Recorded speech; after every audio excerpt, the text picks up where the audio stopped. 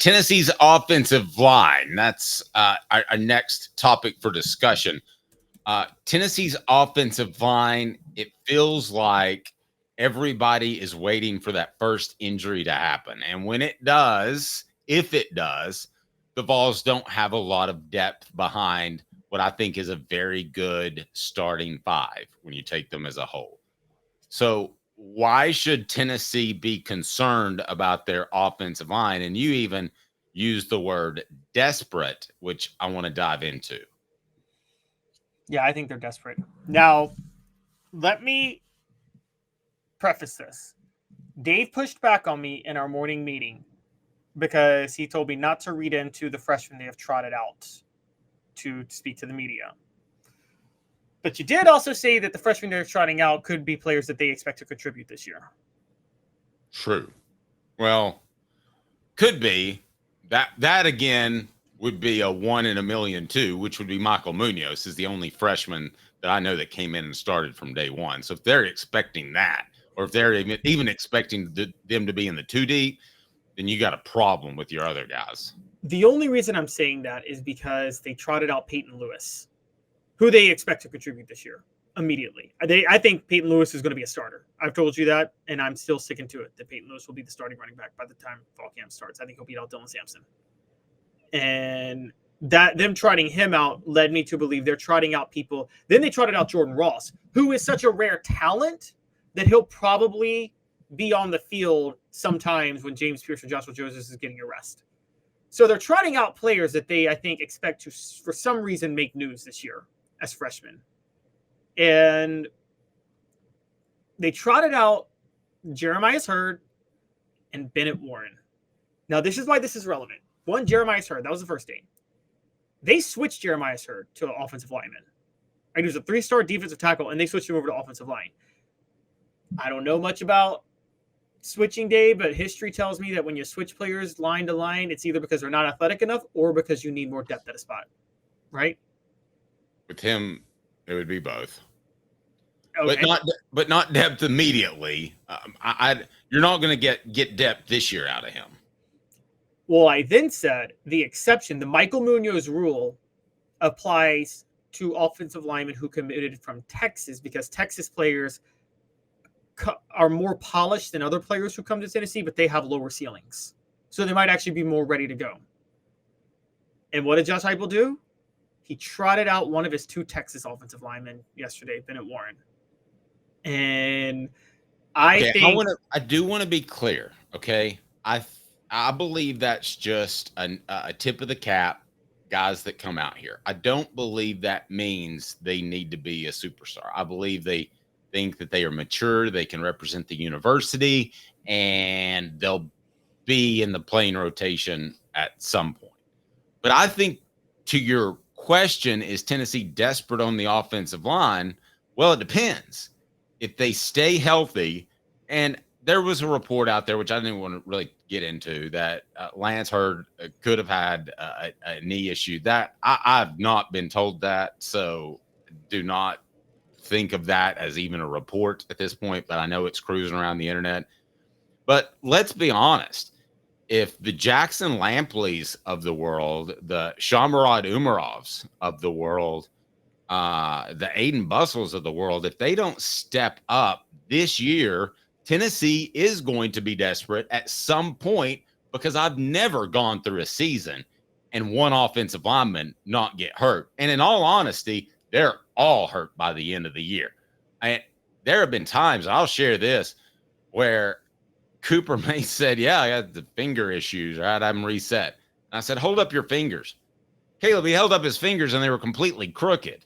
Nobody's healthy at the end of the year. So is Tennessee desperate on the offensive line? Not now. But if you don't have a Lampley or a Umarov or a Larry Johnson III, I'm throwing names out there. Let's see how they go in camp, because off season, you can't tell nearly as much about a lineman. If those guys don't step up, then yeah, they're suddenly going to be very desperate. Well, and see, this is the problem. Let's call it what it is. Tennessee has 2 sure positions locked up right now on the offensive line. Only 3 players that they know can play in this system on the offensive line. The 2 sure positions locked up, Cooper Mays, Javontes Spraggins. No issues at those two spots, right? Center and right guard. Yeah, but I have zero issue at right tackle and left tackle, so I'm not. Well, let's get there. John Campbell Jr. at right tackle. We know he can play. We saw him at left tackle last year. That doesn't mean that the switch is going to go smoothly to right tackle. We don't know. We haven't seen him on the field yet. Yeah, but they've done it twice, so I have zero concern. Okay, fair enough. We have no idea how good Lance Hurd is in this system. We haven't seen him on the field. I don't care what the coaches say. The coaches told us Hendon Hooker was not as good as Joe Milton. So we have no proof that Lance Hurd is ready for this system. So is he really ready to be the left tackle? We believe in it. Tennessee opened the checkbook to get him, so they believe in it. But we don't know until we see him. And then the other guy penciled in for the left guard spot. What we've seen of him is horrible, and that would be Andre Carrick. And what they're trying to get out of Lance Hurd this year, they thought they were going to get out of Carrick last year. So there's questions already about the starting offensive line, about the guys that are actually penciled in as starters. So forget the depth, but then coming into the depth, Jackson Lampley is a redshirt senior and still has not emerged after being a 4-star commitment. Dane Davis, I think, does as good of a job as he possibly can. But if Dane Davis is ever starting for you, you're in trouble, right? Yes. Yes. And listen, Bison, where's he been asked to play most of the time? It's in the interior. He's too big to have leverage in the interior. Here's what Tennessee needs. Tennessee needs one of, and we've mentioned them, Jackson Lampley or Shamarad Umarov specifically to step up at left guard, be a starter there. And then your interior utility man is Andre Carrick that could play a number of positions, possibly even center, although that could be Bison Lang if something were to happen to Cooper Mays. And then you would like for your utility guy to be at tackle, Dane Davis. Then you have 7 guys that can play. But that big if is Lampley or Umarov. If they don't make that step, then I think you're right back where you were, and that's slightly above average at left guard and super paper thin. Yes, and if Bison Lang doesn't make the step at center, you're in really big trouble because somebody's got to give Cooper Mays a break.